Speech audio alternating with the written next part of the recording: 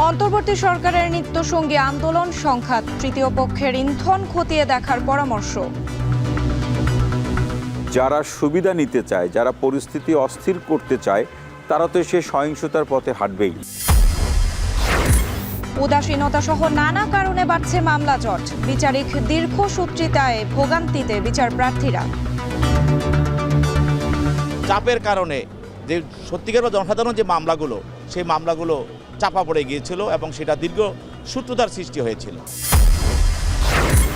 চুক্তির ২৭ বছরেও পাহাড়ে আসেনি কাঙ্ক্ষিত শান্তি, স্থিতিশীলতা ফেরাতে রোড ম্যাপ ঘোষণার দাবি।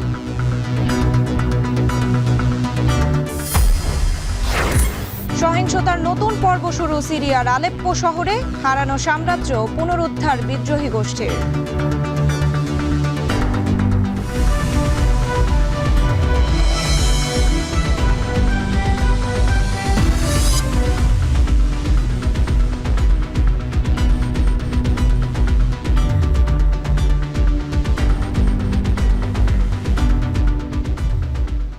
স্বাগত এখন বাণিজ্যে। পুরো আয়োজন জুড়ে সঙ্গে আছি আমি সুমাইয়া রাত্রি। দাবি, আন্দোলন আর সংঘাত অন্তর্বর্তী সরকারের নিত্যসঙ্গী। পান থেকে চুন খসার মতন ঘটনাতেও রাজপথে নেমে প্রতিবাদ জানাচ্ছে পেশাজীবী, সামাজিক, রাজনৈতিক সংগঠন কিংবা শিক্ষার্থীরা। এমন আন্দোলনকে গেল ১৫ বছরের চাপা ক্ষোভ হিসেবে বলছেন ছাত্র জনতার আন্দোলনের নেতারা। আলোচনায় না বসে রাজপথ দখলে সমাধান আসবে না বলে মত সমাজ বিজ্ঞানীদের। আর আন্দোলনে তৃতীয় পক্ষের ইন্ধন রয়েছে কিনা তা খতিয়ে দেখার পরামর্শ অপরাধ বিজ্ঞানীদের। রাকিবুল হাসানের প্রতিবেদন। শিক্ষা জীবন মধুর জীবন, যদি না থাকে এক্সামিনেশন। গ্রাম বাংলার কথিত এই প্রবাদ বাস্তবে ধরা দিল ২০২৪ সালের উচ্চ মাধ্যমিক পরীক্ষার্থীদের দাবিতে। আরেকটি ঘটনায় চোখ রাখি। সম্প্রতি ঢাকার রাজপথে ৭ দফা দাবি নিয়ে আন্দোলনে নামেন ব্যাটারি চালিত যান চালকেরা। ৭-এর ভেতর এক দাবি, রেশন, পেনশন এবং চিকিৎসা সেবা। তবে গণমাধ্যমে প্রকাশিত খবর বিশ্লেষণে দেখা যায় ৫ই আগস্ট আওয়ামী লীগ সরকারের পতনের পর গেল ৪ মাসে ছোট বড় অন্তত ৩০০ আন্দোলন হয়েছে সারা দেশে। গোটা দেশ ভাসছে আন্দোলনের জোয়ারে। অন্তর্বর্তী সরকার গঠনের আগেই প্রথম ধাক্কাটা আসে পুলিশ বাহিনীর কর্মবিরতিতে। ৯ই আগস্ট সংখ্যালঘুদের নিরাপত্তা সহ বিভিন্ন দাবিতে অবরোধ হয়। অন্যদিকে প্রধান বিচারপতি সহ সকল স্তরের বিচারপতির পদত্যাগের দাবিতে উত্তাল হয়ে ওঠে হাইকোর্ট এলাকা এবং অবশেষে পদত্যাগ। এসবের মধ্যেই চাকরি জাতীয়করণ সহ বিভিন্ন ইস্যুতে ২৩শে আগস্ট মাঠে নামেন আনসার বাহিনীর সদস্যরা। চাকরির ন্যূনতম বয়সসীমা ৩৫ করা সহ কত যে দাবি, তার তালিকা অনেক দীর্ঘ। জানা অজানা দফায় উত্তাল হয়ে ওঠে পোশাক শ্রমিকরাও। আন্দোলনের ঝাঁজ কমেনি নভেম্বরেও, তবে সংঘাত সংঘর্ষ দেখা গেছে এই মাসে। ঢাকা কলেজের শিক্ষার্থীরা সংঘাতে জড়ায় প্রতিবেশী ২ শিক্ষা প্রতিষ্ঠানের সাথেও। তিতুমির কলেজের শিক্ষার্থীদের বিশ্ববিদ্যালয় করার আন্দোলনের রেশ না কাটার আগেই হাবিবুর রহমান মোল্লা কলেজের সাথে অন্য ২টি শিক্ষা প্রতিষ্ঠানের দ্বন্দ্ব রূপ নেয় চরমে। হঠাৎ এত আন্দোলন কেন? গেল ১৫ বছরের ফ্যাসিবাদী শক্তিকে দায়ী করলেন গণ অভ্যুত্থানের নেতা হান্নান মাসুদ। ২৪-এর গণ অভ্যুত্থানের মধ্য দিয়ে মানুষ একটি স্বপ্ন বুনেছে। তারা ভাবছে যে তারা যেই যৌক্তিক অধিকারগুলো থেকে তারা এতদিন বঞ্চিত হয়েছে, এখন এই সরকারের সুযোগ এসেছে যে এই সরকারের মাধ্যমে তারা সেই যৌক্তিক দাবিগুলো আদায় করে নিতে পারবে। এই সরকার। সমাজবিজ্ঞানীরাও একই বক্তব্য দিচ্ছেন, বলছেন রাজপথে নামা সমাধান নয়। এই সরকারের যেহেতু তৃণমূলে তাদের যেহেতু পলিটিক্যাল পার্টি নাই, যেটা অন্যান্য সরকারের থাকে, সুতরাং তাদের এই তৃণমূলের সমস্যাগুলো তৃণমূলে সমাধান হয়ে যাওয়ার সুযোগটা তাদের নাই। সকলে কথা বলতে চাইছে কারণ আসলে সকলের অনেক কথা আছে। বিপ্লবের সুবিধা ভাগাভাগির প্রশ্নে অনেকেই আবার ভাগ হয়েছে, তবে আন্দোলনে ভাঙচুরের সাথে দাবি দেওয়ার সম্পর্ক নেই বলেও অভিমত অপরাধ বিজ্ঞানীদের। যারা সুবিধা নিতে চায়, যারা পরিস্থিতি অস্থির করতে চায়, তারা তো সে সহিংসতার পথে হাঁটবেই। দাবি দেওয়াগুলো উপস্থাপন যারা করছেন তারাও যেরকম খুব যৌক্তিকভাবে উপস্থাপন করবেন, আর যারা এটাকে গ্রহণ করবেন, সরকার কিংবা সংশ্লিষ্ট অধিদপ্তর বা মন্ত্রণালয়, তারাও বিষয়টিকে একটা যৌক্তিক কাঠামোর মধ্যে এনে সেটাকে সমাধান করার চেষ্টা করবেন। আন্দোলনের নেপথ্যে কোনো স্বার্থান্বেষী গোষ্ঠী আছে কিনা তা খতিয়ে দেখার আহ্বান সমাজ বিশ্লেষকদের। রকিবুল রাহাত, এখন, ঢাকা। ৮ ঘন্টার বেশি কাজ না করার দাবিতে গতকাল থেকে আন্দোলনে নেমেছে রেলের লোকোমাস্টার ও গার্ডরা।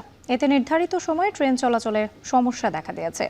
জানা যায় 2022 সালের চাকরি বিধির বাইরে ডিউটি করলেও কোনো সুবিধা পাচ্ছে না লোকোমাস্টার ও গার্ডরা। রবিবার কর্তৃপক্ষের নজরে এনেও সুরাহা হয়নি, তাই সারা দেশে 1 ডিসেম্বর থেকে আন্দোলনে নেমেছে কর্মীরা। রোববার কমলাপুর রেল স্টেশন থেকে মোট 10টি ট্রেন নির্ধারিত সময়ের চেয়ে বিলম্বে ছাড়ে। এছাড়া তুরাগ কমিউটার, দেওয়ানগঞ্জগামী ভাওয়াল কমিউটার ও সিলেটগামী সুরমা মিল, এই 3টি ট্রেনের যাত্রা বাতিল হয় এদিন।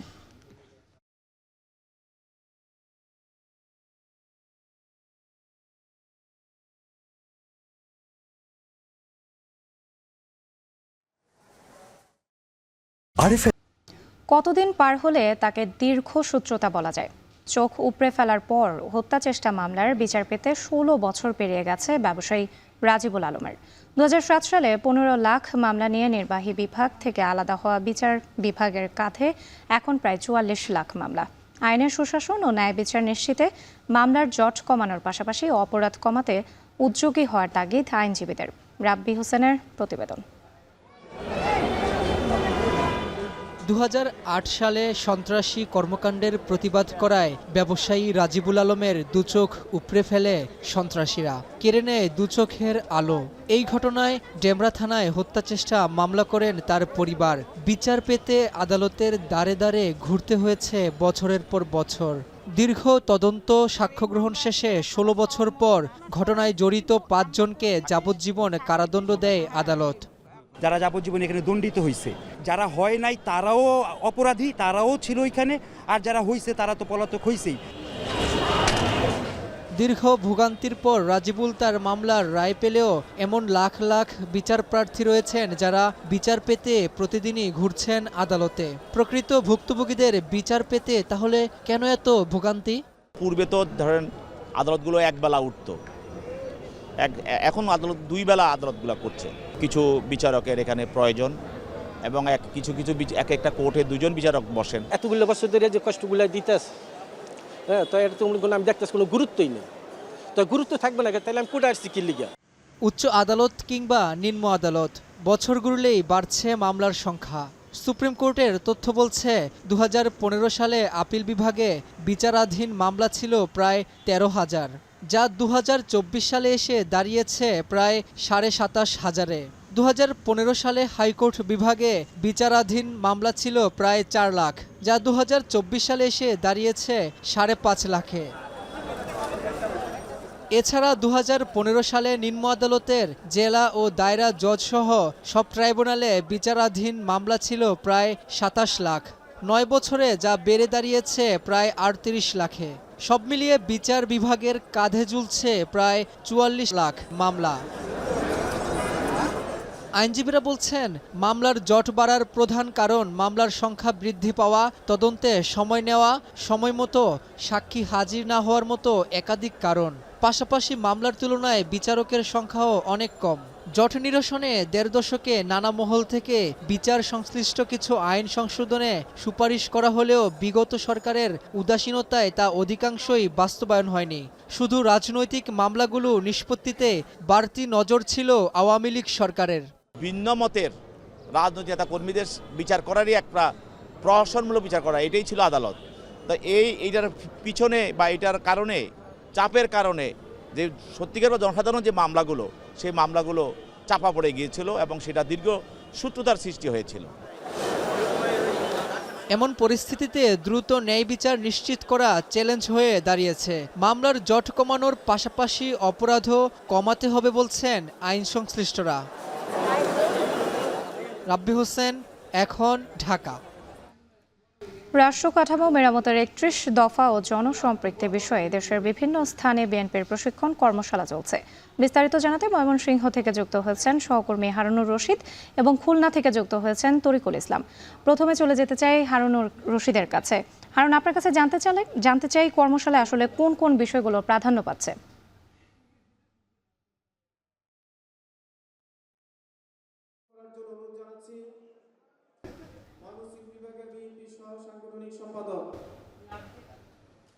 ময়মনসিংহের টাউন হল অডিটোরিয়ামে বিএনপির রাষ্ট্র কাঠামো মেরামতের যে 31 দফা, সেই 31 দফায় কিন্তু জনসম্পৃক্ততা নিশ্চিত করার জন্য বিএনপির নেতাকর্মীদের প্রশিক্ষণ কার্যক্রম শুরু হয়েছে।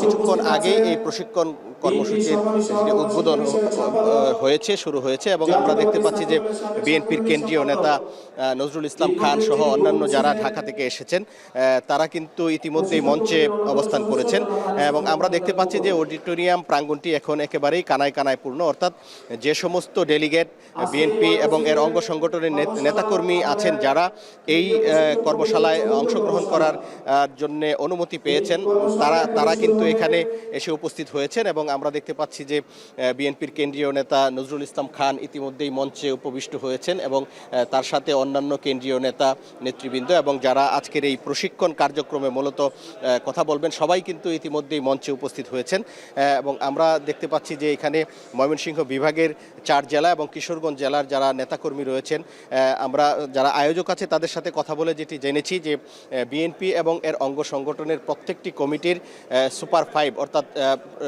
শীর্ষ 5 জন করে এখানে কিন্তু অংশগ্রহণ করার অনুমতি পেয়েছেন এবং তারা ইতিমধ্যেই এই যে প্রশিক্ষণ কার্যক্রম সেখানে কিন্তু অংশগ্রহণ করেছেন এবং এই যে কর্মশালাটি হচ্ছে এই কর্মশালাতে কিন্তু বিএনপির ভারপ্রাপ্ত চেয়ারম্যান তারেক রহমান ভার্চুয়ালি যোগদান করবেন এবং তিনি এখানকার যারা নেতাকর্মী আছেন তাদের সাথে কথা বলবেন এবং দিক নির্দেশনামূলক বক্তব্য রাখবেন বলে আমরা জানতে পেরেছি এবং বিএনপির চেয়ারপারসন তারেক রহমান কর্তৃক যে জাতির সামনে রাষ্ট্র কাঠামো মেরামতের যে 31 দফা উপস্থাপন করেছেন মূলত এই 31 দফা সম্পর্কে অবহিত করার জন্যই এখানে যারা নেতাকর্মী আছেন তাদের প্রশিক্ষণ হবে এবং যারা এখানে প্রশিক্ষিত হবেন বা যাদেরকে যে 31 দফা সম্পর্কে যে বিস্তারিত ধারণা দেওয়া হবে এটি কিন্তু সাধারণ মানুষের কাছে ছড়িয়ে দিবেন এখানকার নেতারা এবং এরই লক্ষ্যেই কিন্তু আজকে এখানে এই যে প্রশিক্ষণ কার্যক্রম এটি অনুষ্ঠিত হচ্ছে এবং এটি সারা দেশের সব বিভাগীয় শহরে অনুষ্ঠিত হচ্ছে। এর ধারাবাহিকতা কিন্তু আজকে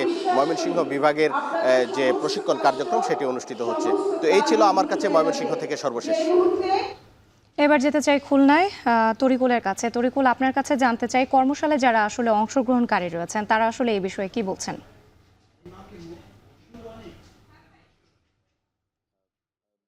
বিএনপি ভারপ্রাপ্ত চেয়ারপারসন তারেক রহমান কর্তৃক যে 31 দফা যে রাষ্ট্র কাঠামোর সংস্কার এবং জনসম্পৃক্ত বিষয়ে যে কর্মশালা এটি খুলনা প্রেস ক্লাবে কিছুক্ষণের মধ্যেই এটি শুরু হতে যাচ্ছে। এর মধ্যেই বিভাগের বিভিন্ন পর্যায়ে যারা আমন্ত্রিত রয়েছেন তারা কিন্তু এসে পৌঁছে গেছেন।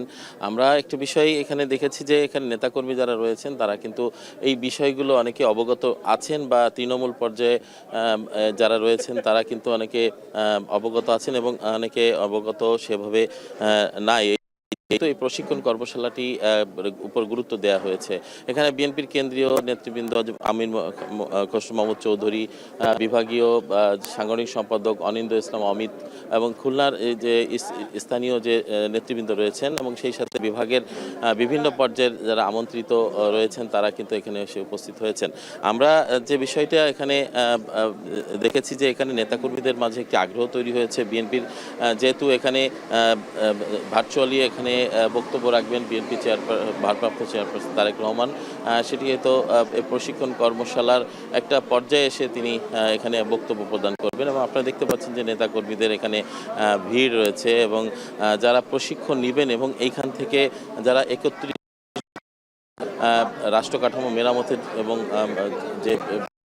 যে প্রস্তাবনা দেয়া হয়েছে সেই প্রস্তাবনা অনুযায়ী কিন্তু এখানে থেকে তারা প্রশিক্ষণ নিয়ে তৃণমূল পর্যায়ে এবং মাঠ পর্যায়ে তারা উপস্থিত হবেন এবং সেখানে নেতাকর্মীদের কাছে এবং সাধারণ মানুষের কাছে এই বার্তাটি তারা পৌঁছে দেবেন বলে আমরা যেটি জানতে পেরেছি। এবং এই মুহূর্তে আপনারা দেখতে পাচ্ছেন যে নেতাকর্মীরা প্রস্তুত হচ্ছেন। এখানে তারা প্রশিক্ষণ কর্মশালা যারা অংশ নেবেন এবং এখানে আপনাদেরকে একটু বলে রাখি যে সংবিধান সংস্কারের উপর যে কমিশন তত্ত্বাবধায়ক সরকারের যে পুনর্ব্যবস্থা যেটি চালু করা, এছাড়া সম্প্রীতিমূলক সমন্বিত রাষ্ট্রসত্তা তৈরি করা, নির্বাচন কমিশন, দল নিরপেক্ষ তত্ত্বাবধায়ক সরকার, রাষ্ট্রীয় ক্ষমতার ভারসাম্য সহ সব এই ধরনের কার্যক্রম বা এই ধরনের প্রশিক্ষণে কিন্তু যারা অভিজ্ঞ রয়েছে বা যারা যে নেতারা কেন্দ্রীয় পর্যায়ে যারা নেতা রয়েছেন, যে প্রশিক্ষণ বিষয়ক যে কমিটি রয়েছে সেখানকার যারা নেতৃবৃন্দ রয়েছে তারা কিন্তু এই প্রশিক্ষণগুলো এখানে দিবেন নেতাকর্মীদেরকে। সব মিলিয়ে রাত্রি এখানে নেতাকর্মীদের একটি উৎসবমুখর পরিবেশ রয়েছে এবং তারা প্রশিক্ষণ নিতে এসছেন। তারা এখান থেকে প্রশিক্ষণ নিয়ে সেই বার্তাটি কিন্তু সাধারণ মানুষের কাছে পৌঁছে দেবেন। সব মিলিয়ে এই ছিল আমার কাছে খুলনার বিএনপির আয়োজনে ৩১ দফা রাষ্ট্র কাঠামোর যে কর্মশালা তার সর্বশেষ খবর। দেশের বিভিন্ন স্থানে বিএনপির প্রশিক্ষণ কর্মশালা চলছে, সেখানকার সবশেষ পরিস্থিতি জানাচ্ছিলেন সহকর্মীরা। পার্বত্য অঞ্চলে শান্তির খোঁজে ২৭ বছর আগে করা হয় শান্তি চুক্তি। চুক্তির হাত ধরে পিছিয়ে পড়া পার্বত্য অঞ্চলে বেশ কিছু উন্নয়ন হয়েছে, অর্থনৈতিকভাবেও এসেছে সমৃদ্ধি। তবে অবৈধ অস্ত্রের দাপট, চাঁদাবাজি ও সংঘাতে ফেরেনি শান্তি। এদিকে চুক্তির পূর্ণ বাস্তবায়ন না হওয়াকেই দুষছেন পাহাড়ের বাসিন্দারা। চুক্তির পক্ষে ও বিপক্ষে রয়েছে নানা বিতর্ক। পার্বত্য অঞ্চলের সহকর্মীদের পাঠানো তথ্যে সাদাত শাহিদের প্রতিবেদন। প্রাকৃতিক সৌন্দর্যের লীলাভূমি পার্বত্য অঞ্চল, কিন্তু সৌন্দর্যের আড়ালে সবসময় বিরাজ করে আতঙ্ক। আঞ্চলিক গোষ্ঠীগুলোর মাঝে দীর্ঘদিন ধরে চলে আসা দ্বন্দ্ব, সংঘর্ষ ও রক্তপাতে সৃষ্ট অস্থিরতায় কার্যত অচল হয়ে পড়ে পুরো পার্বত্য এলাকা। উত্তাল পাহাড়ি জনপদে শান্তি প্রতিষ্ঠার লক্ষ্যে ১৯৯৭ সালের ২ ডিসেম্বর জনসংহতি সমিতি জেএসএস এর সাথে শান্তি চুক্তি করে তৎকালীন আওয়ামী লীগ সরকার। এরপর চুক্তির হাত ধরে পিছিয়ে পড়া পার্বত্য অঞ্চলে নেওয়া হয় বিভিন্ন উন্নয়ন প্রকল্প। বিশেষ করে শিক্ষা, যোগাযোগ, স্বাস্থ্যসেবা আর পর্যটন সহ বিভিন্ন ক্ষেত্রে হয়েছে ব্যাপক পরিবর্তন। অর্থনৈতিকভাবেও এসেছে সমৃদ্ধি। কিন্তু দেশ বিদেশে বহুল আলোচিত এই শান্তি চুক্তির ২৭ বছর অতিবাহিত হলেও এখনও কাঙ্ক্ষিত শান্তি ফেরেনি পাহাড়ে। ৬টি আঞ্চলিক দলের রাজনৈতিক বিভক্তি, অবৈধ অস্ত্রের ব্যবহার, অপহরণ ও গোষ্ঠীগত দ্বন্দ্বের কারণে অস্থিরতা কমেনি পাহাড়ে। তবে এজন্য চুক্তির সব শর্ত বাস্তবায়ন না হওয়াকেই দুষছেন সেখানকার বাসিন্দারা। তাই শান্তি ফেরাতে রোডম্যাপ ঘোষণার দাবি। চুক্তির বয়স আমার বয়সের থেকে অনেক বেশি, এখনো আমাকে এই চুক্তির বাস্তবায়ন নিয়ে কথা বলতে হচ্ছে, আন্দোলন করতে হচ্ছে। এই মুহূর্তে আমার চুক্তির সুফল পাওয়ার কথা ছিল, কিন্তু আমাকে বলতে হচ্ছে এখন চুক্তির বাস্তবায়ন হয়নি বা চুক্তির পূর্ণাঙ্গ বাস্তবায়ন হয়নি। রাষ্ট্রের সদিচ্ছায় এগুলো বাস্তবায়ন করা হলে আমি মনে করি অনেকাংশে পার্বত্য চট্টগ্রামের যে অশান্তি বিরাজ করছে তা কমে আসবে। দীর্ঘদিন ধরে পার্বত্য চুক্তিতে সংবিধানের সাথে সাংঘর্ষিক ও বৈষম্যমূলক ধারাগুলো সংশোধনের দাবি জানিয়ে আসছে পাহাড়ের স্থানীয় সংগঠন পার্বত্য চট্টগ্রাম নাগরিক পরিষদ। আমরা পার্বত্য চট্টগ্রামের সকল সম্প্রদায়ের মানুষের সাংবিধানিক অধিকার প্রতিষ্ঠা করতে চাই। চুক্তির ধারাগুলো বাতিল করতে হবে। মূল বিষয় হচ্ছে আমরা চুক্তি বাতিল চাই। নতুন নতুন ক্যান্টনমেন্ট করে, সীমান্ত সড়ক তৈরি করে, বিজিবি বিএনপি ক্যাম্প করে আপনার স্থায়ী শান্তি প্রতিষ্ঠার লক্ষ্যে আমরা সবাই কাজ করতে চাই। আমাদের অন্তর্বর্তীকালীন সরকারের কাছে এইটাই এখন সময়ের দাবি। চুক্তির বাস্তবায়ন নিয়ে ২০২৩ সাল পর্যন্ত গেল সরকারের তরফে ২২টি ধারার মধ্যে ৬৯টি বাস্তবায়িত হয়েছে বলা হলেও জনসংহতি সমিতি বলছে ভিন্ন কথা। সংগঠনটির দাবি, সাধারণ প্রশাসন, আইনশৃঙ্খলা, পুলিশ, ভূমি ব্যবস্থাপনা, বন এবং প্রত্যাগত জেএসএস সদস্য সহ অভ্যন্তরীণ ও উদ্বাস্তু পুনর্বাসনে উদ্যোগ নেয়নি সরকার। শান্তি চুক্তির পরপরই আরও অনেকগুলো দল এ যাবৎ পর্যন্ত ২০২৪ সাল পর্যন্ত ৪টা ৫টা ৬টা সংগঠন এখন এইখানে আপনার সন্ত্রাসী গোষ্ঠী কাজ করতেছে। পার্বত্য চট্টগ্রাম যদি শান্তি শৃঙ্খলা বজায় রাখতে চাই তাহলে অবশ্যই আমাদের চুক্তি বাস্তবায়নের বিকল্প নেই। পার্বত্য চুক্তি না হওয়ার, বাস্তবায়ন না হওয়ার পেছনে অনেকগুলি কারণ হয়তো থাকতে পারে, কিন্তু পাহাড়ে যে অস্থিতিশীলতা, রাজনীতি, অপরাজনীতি বিরাজমান, এগুলো নিয়ে আমরা শঙ্কিত। আবার পার্বত্য চট্টগ্রাম আঞ্চলিক পরিষদ ও রাঙামাটি, খাগড়াছড়ি, বান্দরবান পার্বত্য জেলা পরিষদের নির্বাচন ও ভূমি বিরোধ নিষ্পত্তি কমিশনও বন্ধ রয়েছে। ফলে সরকার মনোনীত ব্যক্তিদের দিয়ে সচল রাখায় এসব প্রতিষ্ঠান জন আকাঙ্ক্ষাও পূরণ করতে পারছে না। এমন বাস্তবতায় চুক্তির পুনর্বাস্তবায়নে অন্তর্বর্তী সরকারের আন্তরিকতার উপর ভরসা রাখতে চাইছেন পাহাড়ের মানুষ। অন্তর্বর্তী সরকারের কাছে অবশ্যই পার্বত্যবাসীর প্রত্যাশা অনেক ছিল। আমরা মনে করেছিলাম যে অন্তর্বর্তী সরকার এসে এই বিষয়টিকে দেখবেন, চুক্তি বাস্তবায়নের বিষয়টি, কিন্তু যে এই সরকারের আসলে এই বিষয়ে তেমন কিছু ইতিবাচক বক্তব্য এ পর্যন্ত আমরা আসলে এখনো পর্যন্ত দেখতে পাইনি। চুক্তি যে বাস্তবায়িত হবে না এ কথাও তো কেউ বলতেছে না, বা চুক্তিটা যে বাস্তবায়িত হবে সে কার্যকলাপতা আমরা দেখতেছি না। কাজে আমরা এখন সিদ্ধান্তহীনতায় ভুগতেছি, তবে আমরা আশার আলো নিয়ে অগ্রসর হচ্ছি, আমরা কিন্তু আশা ছাড়ি না। এদিকে পাহাড়ের সন্ত্রাসীরা যেন মাথাচাড়া দিয়ে উঠতে না পারে সে ব্যাপারেও সতর্ক পুলিশ। এই অপতৎপরতাগুলো যাতে মাথাচাড়া না দিতে পারে সেই ব্যাপারে আমরা আছি, সেনাবাহিনী আছে, অন্যান্য যারা সংস্থা আছে, সবাই আইন শৃঙ্খলা রক্ষার্থে যারা আছে সবাই মিলে আমরা এই কাজটা করছি যাতে আইন শৃঙ্খলা কোনোভাবেই বিঘ্নিত না হয়। পিছিয়ে থাকা পার্বত্যাঞ্চলকে দেশের সামগ্রিক উন্নয়নের সাথে এগিয়ে নিতে শান্তি প্রতিষ্ঠায় কার্যকর উদ্যোগ নেয়ার দাবি পাহাড়ের মানুষের, যা এই অঞ্চলের সুষম উন্নয়ন, পর্যটন শিল্পের বিকাশ ও ব্যবসা বাণিজ্যের সম্প্রসারণ সহ স্থানীয় ও জাতীয় অর্থনীতিকে সমৃদ্ধ করবে। সাদাত শাহেদ, এখন। রামপুরা হাতিরঝিল শাহবাগ থানার নতুন মামলায় গ্রেপ্তার দেখিয়ে দীপুমণি, হাসানুল হক ইনু, রাশেদ খান মেনন এবং জুনায়েদ আহমেদ পলককে কারাগারে পাঠানোর নির্দেশ দিয়েছে আদালত। সে বিষয়ে বিস্তারিত জানাবেন মশিউর অনেক, যুক্ত হচ্ছে তার সঙ্গে। অনেক, নতুন মামলায় দীপুমণি, ইনু, রাশেদ খান মেনন ও পলককে কারাগারে পাঠানোর বিষয়ে আপনার কাছে কি তথ্য আছে জানাবেন। রাত্রে যেমনটা বলছিলেন যে নতুন মামলায় তাদেরকে গ্রেফতার দেখিয়ে আজকে কারাগারে পাঠানোর নির্দেশ দিয়েছে আদালত। তবে তার আগে জানিয়ে রাখতে চাই যে আজকের খুব ভোর ভোর তাদেরকে নিয়ে আসা হয়েছিল এবং নিয়ে আসার পেছনের যে মূল কারণ সেটা হচ্ছে জুলাই আগস্টের যে ঘটনা, সেখানে প্রায় শতাধিক মামলা বিভিন্ন সময় তাদের যেই সেই সময়কার যারা ইন্টারেস্ট গভর্নমেন্টরা ছিলেন তাদের যে কার্যনির্বাহী পরিষদ তাদের উপরে বিভিন্ন মন্ত্রী ও সচিব, উপসচিব সবার ভেতরেই আসলে সেই মামলাগুলো পড়েছে। একটু জানিয়ে রাখতে চাই আজকে যে মামলাতে নিয়ে আসা হয়েছে মূলত আজকে প্রথম একটা হাতিরঝিল থানার মামলাতে দুজনকে গ্রেফতার দেখানোর জন্য আবেদন করেছিল রাষ্ট্রপক্ষের আইনজীবীরা। তাদের মধ্যে হাসানুল হক ইনু, রাশেদ খান মেনন এই দুজনকে দেখাতে বলা হয়েছিল, যেটা 2018 সালের খালেদা জিয়ার গাড়িবহরে হামলা এবং তাকে হত্যা চেষ্টার মামলা, এবং সেই মামলাতেই তাকে আজকে জেল হাজতে পাঠানোর জন্য যে আবেদন, সে আবেদন করা হয়েছিল। এই আবেদনকে আসলে আইনের ভাষায় বলা হয়েছে শোন আবেদন, এবং সেই আবেদনের ভিত্তিতেই তাদেরকে জেল হাজতে পাঠানো বলা হয়। এবং ভিন্ন আরেকটি মামলায় শাহবাগ থানার মামলাতে ডক্টর দীপুমণি এবং জুনায়েদ আহমেদ পলক তাদেরকেও গ্রেফতার দেখানোর জন্য আবেদন জানানো হয়েছিল আজকে সিএমএম আদালতে, এবং সেইখানেও আসলে তাদেরকে গ্রেফতার দেখিয়ে জেল হাজতে পাঠানোর নির্দেশ দেওয়া হয়। এবং রাশেদ খান মেননকে যেহেতু একটা মামলাতে দেখানো হয়েছে হাতিরঝিলের মামলাতে জেল হাজতে পাঠানোর, আরও একটা মামলা তার বিরুদ্ধে ছিল রামপুরাতে। নিশ্চয়ই আপনারা জানেন যে 5ই আগস্টের যে ঘটনা, সেই ঘটনার প্রেক্ষিতে একেবারে ঠিক সন্ধে রাত পর্যন্ত সেখানে পুলিশের হামলা চলতে থাকে এবং সেখানে বেশ অনেকগুলো মামলা দায়ের করা হয়। সেই মামলার প্রেক্ষিতেও আজকে তাকে আবেদন চেয়েছিল, সেই আবেদনও তাকে জেল হাজতে পাঠানোর নির্দেশ হয়েছে। সব মিলিয়ে আজকে তাদেরকে নিয়ে এসে শোন আবেদনের মাধ্যমে তাদেরকে আবারও জেল হাজতে পাঠানোর নির্দেশ দেওয়া হয়েছে, এবং পরবর্তীতে তাদের বিরুদ্ধে অন্যান্য যেসব মামলাগুলো আছে সেসব মামলাতেও তাদেরকে জেল হাজতে পাঠানোর নির্দেশ দেওয়া হবে ভবিষ্যতে। রাষ্ট্রপক্ষের আইনজীবী তেমনটাই জানিয়েছেন এবং সরাসরি তাদের সম্পৃক্ততা আছে। তো রাত্রে এই ছিল আমার কাছে সিএমএম আদালত থেকে সবশেষ। রামপুরা হাতিরঝিল শাহবাগ থানার নতুন মামলায় গ্রেপ্তার দেখিয়ে দীপুমণি, হাসানুল হক ইনু, রাশেদ খান মেনন ও জুনায়েদ আহমেদ পলককে কারাগারে পাঠানোর নির্দেশ দিয়েছে আদালত। এই বিষয়ে বিস্তারিত জানাচ্ছিলেন সহকর্মী মশিউর অনেক।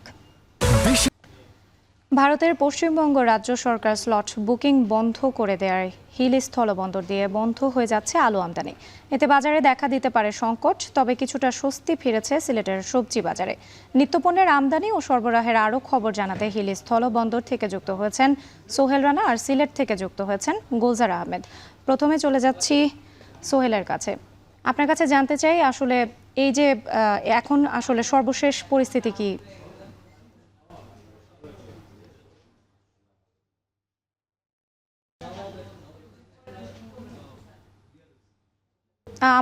আমরা সোহেলের কাছে একটু পরে যেতে চাই, আমরা গুলজার আহমেদের কাছে যেতে চাই। গুলজার আহমেদ, আপনি জানাবেন এখানকার আসলে সর্বশেষ পরিস্থিতি কি?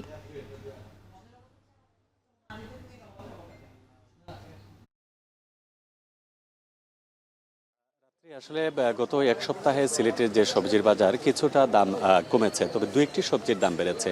আমরা বর্তমানে রয়েছি সিলেটের যে রিকাবি বাজার সবজির বাজার, সেখানেই আমরা সকাল থেকেই মূলত এখানে সবজিগুলো সিলেটের যে প্রত্যন্ত অঞ্চল থেকে যেখানে সবজি উৎপাদন হয় সেখান থেকে এখানে আসে। আমরা গত এক সপ্তাহের ব্যবধানে যদি বলি, এই এক সপ্তাহে আসলে উল্লেখযোগ্যভাবে দাম কমেছে পাতাকপি, ফুলকপি, বেগুন, মূলা, গাজর সহ শীতকালীন যে সকল সবজি আছে। যেমন গত সপ্তাহে ফুলকপি বিক্রি হয়েছে 60 থেকে 70 টাকা কেজিতে, যেটি আজকে বিক্রি হচ্ছে 40 টাকা। আর ফুলকপি 100 টাকার নিচে আসলে গত বৃহস্পতিবার পর্যন্ত 100 টাকার নিচে নামে নাই, তবে আজকে সেটি 60 টাকা থেকে নেমে এসেছে। একইভাবে আসলে দাম কমেছে অন্যান্য যে সকল সবজি আমরা দেখতে পাচ্ছি, যে গাজর, করলা, শিম সহ অন্যান্য যে সকল সবজি আছে সেগুলোর দাম কমেছে। তবে দাম তুলনামূলকভাবে বেড়েছে গত সপ্তাহের তুলনায় টমেটোর দাম। টমেটো গত সপ্তাহে প্রায় 100 টাকা দরে বিক্রি হয়েছিল, আজকে সেটি বাজার দর 110 টাকা। এবং একইভাবে আলুও কিন্তু আলুর দামও বেড়েছে এবং নতুন আলু বিক্রি হচ্ছে 120 টাকা কেজিতে। আর যেটি পুরাতন আলু বলা হয় কিংবা আগের যে আমদানি করা যে আলুগুলো আছে সেগুলো বিক্রি হচ্ছে 90 টাকা কেজিতে। ব্যবসায়ীরা বলছে যে সবজির দর উঠানামার প্রধান কারণ হচ্ছে সরবরাহের উপর ভিত্তি করে, যেহেতু সিলেটে খুব সীমিত আকারের সবজি চাষ হয়, যার জন্য সবজির দামটা একটু তুলনামূলকভাবে বেশি থাকে। তবে অন্যান্য জায়গা থেকে সবজিগুলো যখন আমদানি হয় বা আসে, খুব সরবরাহ বেশি থাকলে তখন সবজির দাম তুলনামূলকভাবে আসলে কমে যায়। তো সব মিলিয়ে আমরা বলতে পারি যে বিগত সপ্তাহের তুলনায় এই সপ্তাহে দাম তুলনামূলকভাবে কিছুটা হলেও কমেছে। রাত্রে এবার যেতে চাই হিলি স্থলবন্দরে সোহেলের কাছে। সোহেল, আপনার কাছে জানতে চাই, ভারত থেকে যে আমদানি বন্ধ হয়ে যাচ্ছে, এই আমদানি বন্ধ হলে আসলে সরবরাহ সংকট বা দাম বাড়ার শঙ্কা আসলে কতটুকু? রাত্রি এই সরবরাহ সংকট এবং দাম বাড়ার দুটিই কিন্তু সংখ্যা রয়েছে। কারণ হচ্ছে হিলি স্থলবন্দর দিয়ে যেহেতু ভারত থেকে আলু আমদানি হয় এবং এই আমদানি কিন্তু আলু দেশের বিভিন্ন স্থানে সরবরাহ হয়ে থাকে, যার কারণে কিন্তু সংকট এবং দাম বৃদ্ধির যে কারণ সেটি কিন্তু অবশ্যই দেখা দিয়েছে। এবং আমরা দেখেছি শনিবার যে আলুটি বন্দরে 60 থেকে 62 টাকা কেজি দরে বিক্রি হয়েছে, সেটি কিন্তু রবিবার 65 টাকা কেজি দরে বিক্রি হয়েছে। অর্থাৎ যেই শেষ দিন আলু আমদানি হয়েছে সেই দিনেই কিন্তু 5 টাকা কেজি দরে বেড়েছে। এবং আমরা খুচরা বাজারে সেই আলু বিক্রি করতে দেখেছি ৭৪ টাকা কেজি দরে। অর্থাৎ গতকাল থেকে কিন্তু আলু আমদানি শেষ হয়েছে বন্দর দিয়ে। মূল কারণ হিসেবে যেটি ব্যবসায়ীরা বলছেন যে পশ্চিমবঙ্গের যে রাজ্য সরকার রয়েছে তারা কিন্তু আলু রপ্তানিতে স্লট বুকিং সেটি কিন্তু বন্ধ করে দিয়েছে, যার ফলে কিন্তু নতুন করে এই বন্দর দিয়ে আলু আমদানির সম্ভাবনা নেই, যার কারণে আলু আমদানিটা আজ থেকে বন্ধ হয়ে গেছে। এবং এই আলু আমদানি বন্ধের ফলে বন্দরে এবং পাইকারি খুচরা বাজার সব জায়গাতে কিন্তু একটা সরবরাহ সংকট তৈরি হবে, যেহেতু আমাদের দেশের যে নতুন আলু সেটি কিন্তু এখনো উঠতে শুরু করেনি, আরো কিছুটা সময় লাগবে, যার কারণে দাম কিন্তু কিছুটা বাড়তে পারে এমন কিন্তু আশঙ্কা কিন্তু ব্যবসায়ীরা করছেন। আমি আপনাকে একটু জানিয়ে রাখি যে আমদানি শুরু হয়েছিল 25শে সেপ্টেম্বর এবং 25শে সেপ্টেম্বর থেকে এখন পর্যন্ত এই বন্দর দিয়ে প্রায় ২৮,০০০ মেট্রিক টনের মতো আলু এই বন্দর দিয়ে আমদানি হয়েছে। এবং আমদানি কিন্তু আলুগুলো বিশেষ করে ঢাকা, চট্টগ্রাম, রাজশাহী, সিলেট এবং বিভিন্ন জায়গাতে কিন্তু ব্যবসায়ীরা সরবরাহ করছেন এবং স্থানীয় যে আড়ত সেখানেও কিন্তু তারা বিক্রি করছেন। তো সব মিলিয়ে বলা চলে রাত্রি যে সরবরাহ সংকট এবং দাম বৃদ্ধি সেটি কিন্তু বাড়ার সম্ভাবনা রয়েছে। হিলি স্থল বন্দর দিয়ে বন্ধ হচ্ছে আলু আমদানি, সেখানকার সবশেষ পরিস্থিতি জানাচ্ছিলেন আমাদের সহকর্মীরা। ভূমি অধিগ্রহণ জটিলতায় প্রায় 6 মাস ধরে বন্ধ রয়েছে হিলি স্থল বন্দরের 4 লেন সড়কের কাজ। জায়গা বুঝে না পাওয়ায় কাজ ফেলে চলে গেছে ঠিকাদারি প্রতিষ্ঠান। এতে সড়ক নির্মাণে দেখা দিয়েছে অনিশ্চয়তা। খানাখন্দে ভরা সড়কে দুর্ভোগের শেষ নেই বন্দরের ব্যবসায়ী ও যাত্রীদের। সহকর্মী সোহেল রানার পাঠানো তথ্য ছবিতে বিস্তারিত। বন্দরের ব্যবসা বাণিজ্যের প্রসার ও যানজট নিরসনে 2022 সালের ডিসেম্বরে প্রায় 34 কোটি টাকা ব্যয়ে শুরু হয় হিলি স্থলবন্দরের 4 লেন সড়কের কাজ। শুরু থেকে 4 লেন প্রকল্পটিতে দেখা দেয় নানা জটিলতা।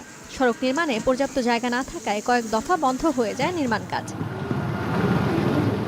এদিকে প্রকল্পের মেয়াদ 2024 সালের জুন মাসে শেষ হওয়ার কথা থাকলেও এখনও শেষ হয়নি। সড়ক ও জনপথ বিভাগ থেকে জায়গা বুঝে না পাওয়ায় কাজ ফেলে চলে গেছে ঠিকাদারি প্রতিষ্ঠান। এতে এই সড়ক নির্মাণে দেখা দিয়েছে অনিশ্চয়তা। আমাদের গাড়িও কিন্তু অনেক সময় উল্টে যাচ্ছে, পথচারীরা অনেক ক্ষতিগ্রস্ত হচ্ছে। বৃষ্টির সময় যখন পেক কাদা হয়, মানুষের হাঁটা চলার সমস্যা। সামনে বছর হবে, পরের বছর হবে, এটা শুনে আসতেছি কিন্তু কোনোদিন এর সমাধান পাই না। ব্যবসায়ীদের অভিযোগ, বেহাল রাস্তাঘাটে ভাটা পড়েছে বন্দরের ব্যবসা বাণিজ্য। এদিকে জমির শ্রেণী নির্ধারণ ও মূল্য জটিলতায় দীর্ঘ হচ্ছে সড়ক নির্মাণের কাজ, জানান নাগরিক কমিটির নেতারা। তবে দ্রুত সব সমস্যা কাটিয়ে কাজ শুরু হবে বলে জানিয়েছে উপজেলা প্রশাসন। রাস্তা খারাপ হওয়ার জন্য বাড়ি থেকে পাটিপত্র আসে না, আমরা চরম ভোগান্তিতে আছি, আমাদের ব্যবসা বাণিজ্য ক্ষতিগ্রস্ত হচ্ছে। 15 থেকে 20 লাখ টাকার মধ্যে বেচা কিনা হচ্ছে, তাই অনেক সময় মালিকেরা এই জায়গাগুলো দিতেও কিন্তু তারা অনীহা প্রকাশ করছে যে আমরা এত কম দামে কেন সরকারকে দেব। সরকার যদি বাস্তবতা নিয়ে যদি আমাদের রেটটা বৃদ্ধি করত, তাহলে পরে এই জায়গাটা আমরা সরকারকে দিতে চাই। বৈষম্য বিরোধী ছাত্র আন্দোলনের পরবর্তীতে নতুন জেলা প্রশাসক আসছেন, ইনি বিষয়গুলো দেখবেন। ভূমি মন্ত্রণালয়ের একটা চিঠির উত্তর আসলে এটা সমস্যার সমাধান হয়ে যাবে।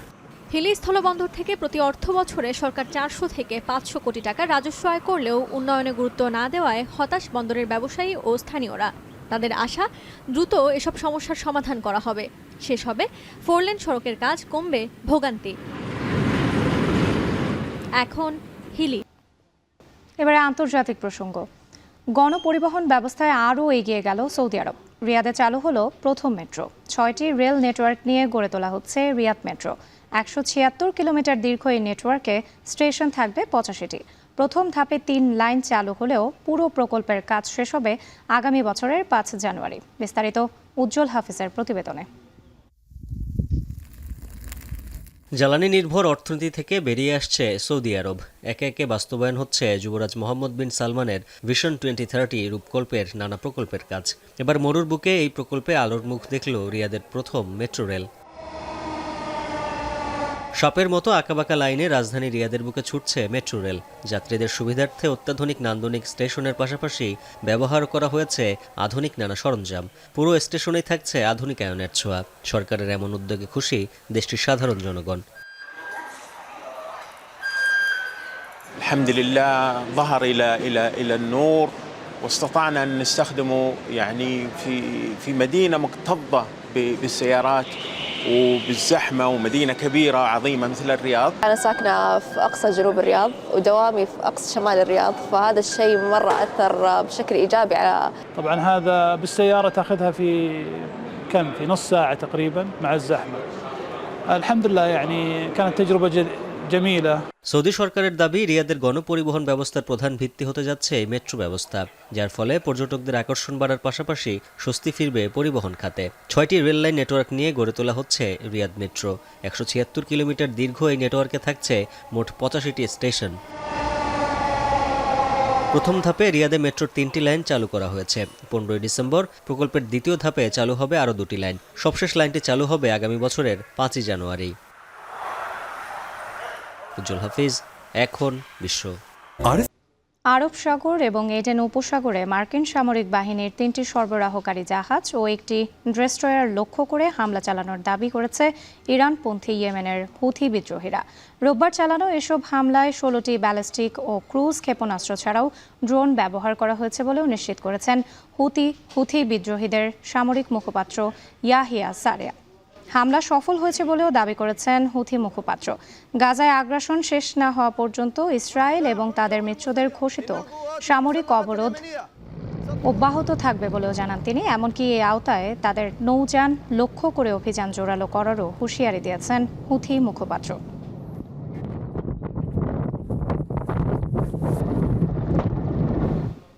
গৃহযুদ্ধের 13 বছর পর সহিংসতার নতুন পর্ব শুরু হলো সিরিয়ার আলেপ্পো শহরে। একসময় সমৃদ্ধশালী বাণিজ্যিক কেন্দ্র আবারও চ্যালেঞ্জের মুখে। হারানো সাম্রাজ্য পুনরুদ্ধার করল বিদ্রোহী গোষ্ঠী হায়াত তাহরির আল শাম। 2016 সালে রাশিয়ার সহায়তায় শহরটি দখলে নিয়েছিল প্রেসিডেন্ট আসাদের সরকারি বাহিনী। এরই মধ্যে এই ঘটনা মধ্যপ্রাচ্যকে করে তুলেছে আরও অস্থিতিশীল। বিস্তারিত জানাচ্ছেন তানভীর জনি। সিরিয়ার রাজধানী দামেস্ক থেকে প্রায় 350 কিলোমিটার উত্তরে আলেপ্পো দেশটির দ্বিতীয় বৃহত্তম শহর। জনসংখ্যা প্রায় 23 লাখ। 2012 সালে বিদ্রোহী বাহিনী হায়াত তাহরির আল শাম আলেপ্পোর পূর্ব অংশের অর্ধেক দখলে নেয়। পরে 2016 সালে রুশ বিমান অভিযানে শহরটি পুরোপুরি নিয়ন্ত্রণে চলে যায় প্রেসিডেন্ট বাশার আল আসাদের সরকারি বাহিনীর হাতে। ধীরে ধীরে সিরিয়ার উপর আধিপত্য বিস্তার করেন প্রেসিডেন্ট আসাদ। শুরুর দিকে আল কায়েদা ও আইএসের সহযোগিতায় গড়ে ওঠে বাহিনীটি। 2016 সালে আল কায়েদার সঙ্গে সম্পর্ক ছিন্ন করে নতুন রূপে আবির্ভূত হয় হায়াত তাহরির আল শাম নামে। জাতিসংঘ এটিকে সন্ত্রাসী সংগঠন হিসেবে চিহ্নিত করে। মাত্র 3 দিনের ব্যবধানে আলেপ্পো শহর নিজেদের দখলে নেয় বিদ্রোহী বাহিনী HTS, যারা প্রেসিডেন্ট আসাদের সরকারি বাহিনীর সবচেয়ে বড় প্রতিদ্বন্দ্বী। সাম্প্রতিক আক্রমণকে বিদ্রোহী বাহিনী প্রতিরক্ষা হিসেবে দাবি করেছে। বলছে জনগণ ও দেশকে রক্ষায় আলেপ্পোর দখলে লড়াই করেছে তারা। عن بيتنا وعن اهلنا وعن حارتنا رحنا وشفنا والتقينا بالعالم وبجيراننا وباهلنا وسلمنا عليهم جميعا الحمد لله يعني فرحه ما تنوصف. بعد تهجير 10 سنين عن حلب رجعنا يا رب الله يرد كل مهجر والله يرد اهلنا النازحين في الخيم على بيوت سالمين مثل ما نحن فرحنا بتحرير مدينتنا. রাশিয়ার সহায়তায় বেশ শক্তিশালী হয়ে ওঠে সিরিয়ার সামরিক বাহিনী। এছাড়া শিয়া পরিবারের আসাদ ক্ষমতায় থাকতে ইরানের উপর নির্ভর করে আছে। আসাদকে প্রায় 80,000 সেনা সরবরাহ করে ইরান। মূলত এই দুই দেশের উপর ভর করেই সিরিয়ার প্রায় 70% ভূখণ্ড নিজের নিয়ন্ত্রণে রেখেছে আসাদ সরকার। এ অবস্থায় মধ্যপ্রাচ্যে হামাস ও হিজবুল্লাহর সঙ্গে ইসরায়েলি বাহিনীর চলমান সংঘাতে সিরিয়া অনেকটা আড়ালে পড়ে যায় ইরানের। এছাড়া ইউক্রেন যুদ্ধে মনোযোগ দেয় রাশিয়াও যথেষ্ট শক্তি যোগান দিতে পারছে না বাশার আল আসাদকে। এদিকে ইসরায়েলও বিমান হামলা চালিয়ে যাচ্ছে সিরিয়ায়। কয়েক বছরের স্থিরতার পর আবারও চ্যালেঞ্জের মুখে প্রেসিডেন্ট বাশার আল আসাদের শাসন ব্যবস্থা, যা মধ্যপ্রাচ্যকে আরও অস্থিতিশীল করে তুলছে। আরব বসন্তে কোণঠাসা হয়ে পড়া আসাদ সরকার রক্ষা পেলেও এবার নতুন করে চাপে পড়েছে। তার নেতৃত্ব নিয়ে প্রশ্ন তুলছে সহযোগী আরব রাষ্ট্রগুলোও। তানভীর জানি, এখন বিশ্ব। বাংলাদেশ আয়ারল্যান্ড নারী দলের সিরিজের খবর জানাতে যুক্ত ছিলেন সহকর্মী শাওন। এখন বাণিজ্য শেষ করছি, তার আগে শিরোনামগুলো আরও একবার। অন্তর্বর্তী সরকারের নিত্যসঙ্গী আন্দোলন সংঘাত, তৃতীয় পক্ষের ইন্ধন খতিয়ে দেখার পরামর্শ। যারা সুবিধা নিতে চায়, যারা পরিস্থিতি অস্থির করতে চায়, তারা তো সে সহিংসতার পথে হাঁটবেই। উদাসীনতা সহ নানা কারণে বাড়ছে মামলা জট, বিচারক দীর্ঘসূত্রতায় ভোগান্তিতে বিচার প্রার্থীরা। চাপের কারণে যে সত্যিকার জনসাধারণ যে মামলাগুলো, সেই মামলাগুলো চাপা পড়ে গিয়েছিল এবং সেটা দীর্ঘ সূত্রতার সৃষ্টি হয়েছিল। চুক্তির 27 বছরেও পাহাড়ে আসেনি কাঙ্ক্ষিত শান্তি, স্থিতিশীলতা ফেরাতে রোড ম্যাপ ঘোষণার দাবি।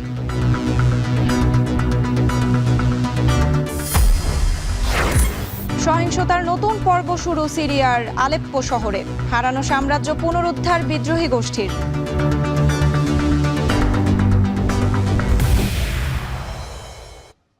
এই ছিল এখন বাণিজ্যের আয়োজনে। এখন টেলিভিশন ওয়েবসাইটে দেখতে ভিজিট করুন www.ekon.tv।